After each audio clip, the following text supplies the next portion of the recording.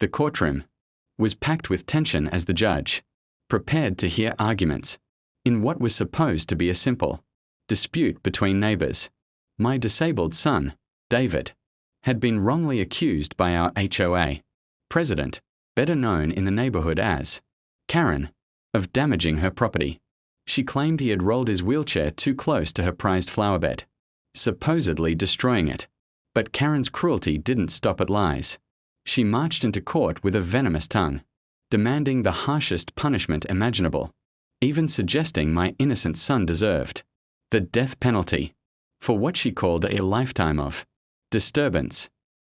Gasps filled the room, for everyone could see how extreme and heartless her words were. My son sat quietly beside me, his eyes downcast but his spirit unbroken. I placed a hand on his shoulder, silently assuring him he wasn't alone. When it was my turn to speak, I stood tall and revealed what Karen never expected.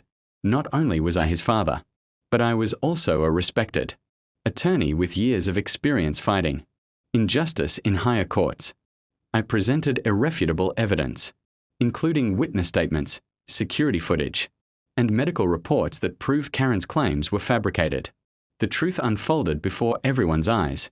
My son had done nothing wrong, and it was Karen who had harassed and belittled him for months simply because of his disability. Her words had exposed not just her bias, but her utter lack of humanity. The judge, visibly disturbed, condemned Karen's behavior as malicious and ruled in our favor, ordering her to compensate my son for emotional distress. The silence in the courtroom was heavy as Karen's arrogance crumbled, her face pale with shame. In that moment, the lesson was clear. Cruelty toward the vulnerable never ends in victory. Justice always finds a way to rise above hatred. My son lifted his head, his smile returning, not because of the money or the ruling, but because he had been seen, defended, and valued in a world that often overlooks those with disabilities. As we left the courthouse, I reminded him, and everyone who was listening, that true strength isn't in attacking the weak, but in protecting them.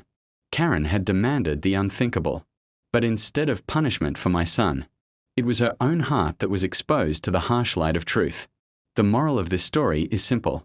When arrogance and cruelty clash with justice and compassion, it is always compassion that leaves the lasting mark.